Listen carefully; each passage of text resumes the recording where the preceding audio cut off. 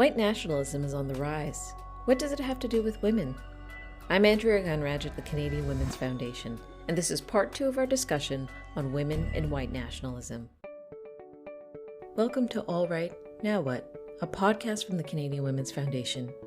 We put an intersectional feminist lens on stories that make you wonder, why is this still happening? We explore systemic roots and strategies for change that will move us closer to the goal of gender justice.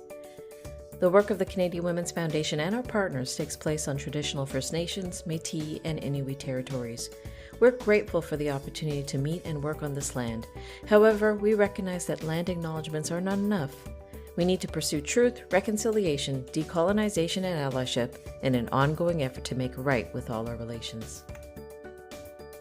Researchers Barbara Perry and Ryan Scrivens describe far-right extremism as a loose movement animated by racially, ethnically, and sexually defined nationalism. They go on to explain that it's typically framed in terms of white power and is grounded in xenophobic and exclusionary understandings of the perceived threats posed by such groups as non-whites, Jews, immigrants, homosexuals, and feminists. White nationalism is a core concept in this extremism, and many experts say it's becoming more mainstream. In Canada, it's been the basis of all kinds of dangerous things, including deadly attacks, misinformation campaigns, and harassment and hate towards public figures, politicians, and journalists, particularly racialized women. In the swirl of media coverage about the issues, it can be hard to sort out what it's all about and the implications from a gender and rights perspective. Last episode, I spoke with journalist Erica Eiffel about this topic. In this Part 2 episode, we're joined by Barbara Perry, Director of the Centre on Hate, Bias, and Extremism at Ontario Tech University. She's written extensively on hate crimes and right-wing extremism. Her books include In the Name of Hate, Understanding Hate Crimes, and Hate and Bias Crime, a reader. A couple of things that I think are important to know about me in terms of my role is that, one, I'm the director of the Centre on Hate, Bias and Extremism here at Ontario Tech, but we also hold a UNESCO chair in hate studies, which is relatively new to us. And you say, what gets you excited? I don't know if it gets me excited, but it keeps me up at night, I think is one way to think about it. I've worked in hate studies now for most of my career, so going on 30 years.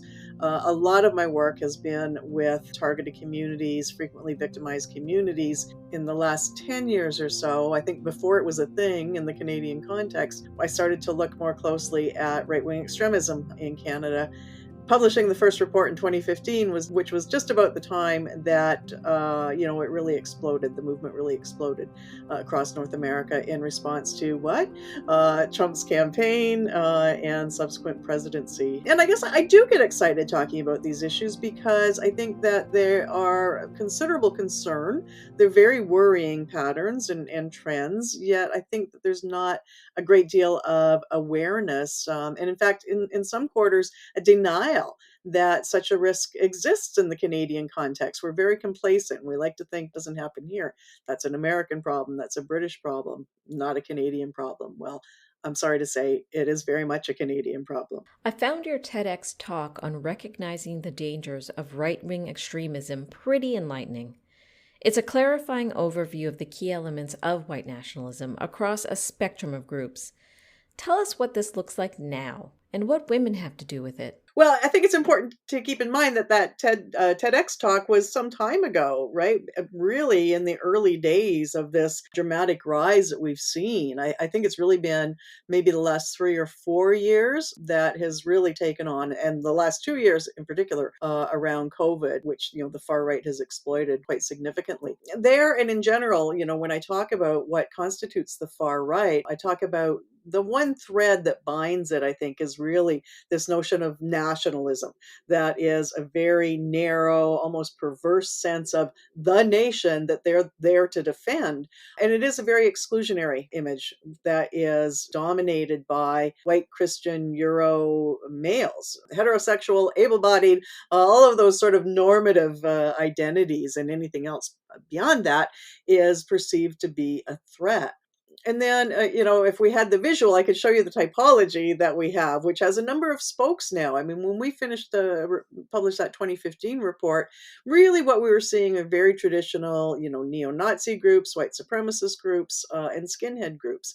Now it's a very different movement. It's much more diverse in some respects. So we've got the accelerationists, and we've got the alt-right, and we've got an anti-Muslim element. We've got what we started to call sort of the incel, then we changed it to the misogynistic pillar, and now we're kind of calling them gender defenders because it's about gender in terms of men and women and that raging battle, but also around SOGI, sexual orientation, gender identity, a rebirth, homophobic and transphobic narratives. It's almost boundless in terms of the xenophobia, the othering, the hatred. Anti-Semitism is always there, always part of the movement, sometimes simmering, below under COVID. It came to the fore again in terms of the conspiracy theories. But I think coming back to gender, one of the things that we don't talk about very much and don't think about very much is that gender and gender security and sanctity and boundaries are really core to the movement, have been from the get-go. If you think about one of the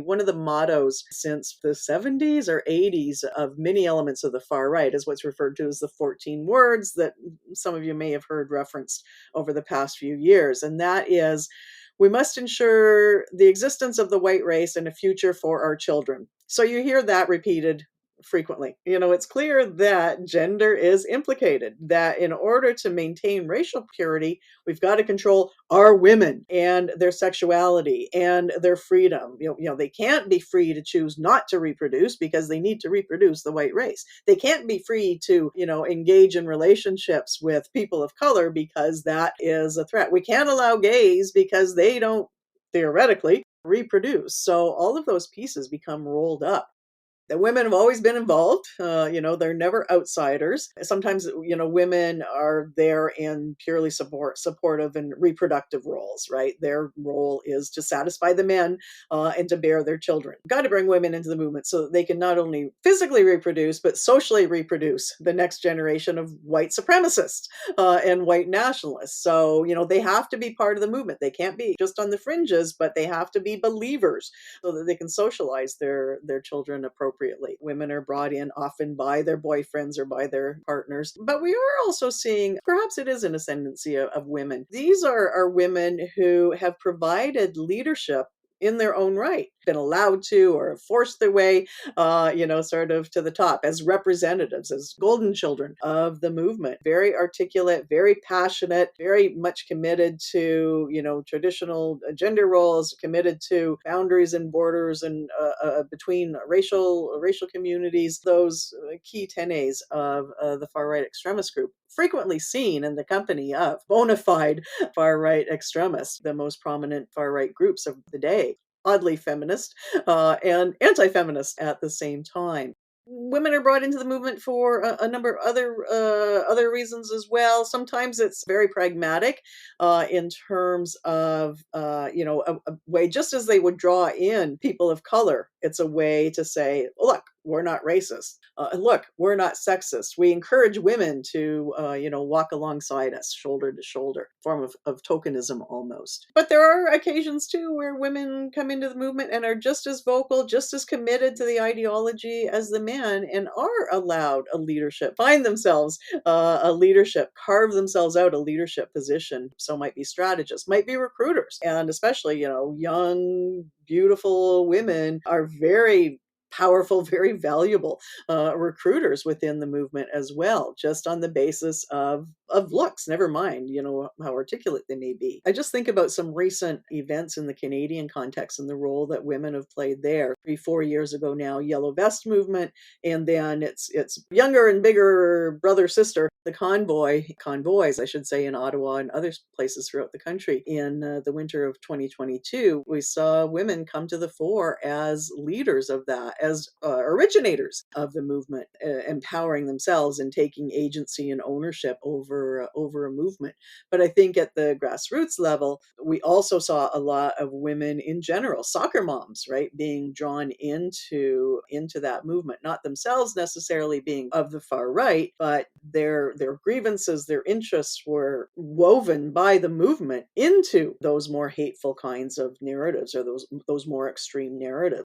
I read a great book by Chris Bale. It's called Breaking the Social Media Prism: How to Make Our Platforms Less Polarizing. It talks about the reality that arguing tends to push people deeper into their own ideologies. So when you see a friend or family member saying things that fall into extremist logic, whether or not they realize it, trying to fight them out of it can make things worse. It got me thinking, how in the world do we effectively counter the spiral into right-wing extremist ideologies? I'm not usually a pessimist, but it really is an uphill battle, because once people are pulled into this movement, they become really quickly committed to it, especially this current iteration, right, which rejects science, rejects facts, rejects authority, rejects the state, rejects academics. You can't argue by reason, right? You can't argue academic sources and data and all of that sort of thing. It's just that's not their reality, and they reject it out of hand. Really difficult to pull people back once they're on that path. Got to focus on the mushy middle. Those who are, which is the bulk of us in many respects, right? That, don't buy into the conspiracy theories, just folks who are apathetic and, don't care one way or the other. But I think we need to, keep reminding ourselves that to some extent, it is a fringe movement. So I think that gives us the space then to sort of keep making noise, pushing back against those narratives, to keep pushing back, in some respects, to keep doing what many of us have been doing all along. I remember myself and my colleague on the first project, we felt like we were voices in the wilderness because no one was talking about the far right at the time, and we kept yelling and we kept shouting, right? We kept making noise, and we just need to keep making those noises, keep demanding, accountability from politicians as well, right? In terms of, first of all, not denying that this is a threat, but also, challenging them when they seem to support these sorts of narratives and themselves express those narratives, right? And that's not Canada. I think that we want one that is that divisive and that polarized. And, from whatever direction it's coming, polarizing speech does not help the conversation at all. I think we need to continue to advocate or agitate for democracy and agitate for people to become part of that democratic process. I think we've abdicated a lot of our political power. We've become disenchanted, not necessarily disenfranchised, but we've disenfranchised ourselves, walked away from the political system. And I think it's important that we continue to engage politically. Look at the voter turnout in the last provincial election in Ontario, for example, and who knows what we'll see in Quebec. The government talks about we need a whole of government approach to this problem. I say we need a whole of society approach to this problem. Everyone has a responsibility. Every institution has a role to play. Let's continue to support the grassroots initiatives. Let's continue to support the community-based organizations that are trying and succeeding in making change and making those noises, right? And continuing to push back. All right, now what? I never want to discourage anyone from raising their voices against hate. But as persuasive as we think we might be, arguing our friends out of extremist ideologies on Facebook probably isn't going to happen. But there are things we can do. We can contribute to community-based organizations countering hate and promoting social justice and feminist, anti-oppressive action. We can support feminist voices in traditional and new media to do what they do best. And we can vote for politicians and decision makers who articulate proactive plans to counter this white nationalist trend, who have a concrete vision for a better future. On November 30th, the Canadian Women's Foundation is collaborating with Canadian Journalism Foundation and CBC Radio-Canada for a special online panel entitled Not Okay: The Chilling Tide of Abuse Faced by Women Journalists. It's a topic that very much aligns with the rise of extremism, and I encourage you to attend. Please visit CanadianWomen.org for more information. Please listen, subscribe, rate, and review this podcast and share it with others. If you appreciate this content, if you want to get in on the efforts to build a gender-equal Canada, please donate today at canadianwomen.org and consider becoming a monthly donor. And thank you for being tireless in your support for gender justice.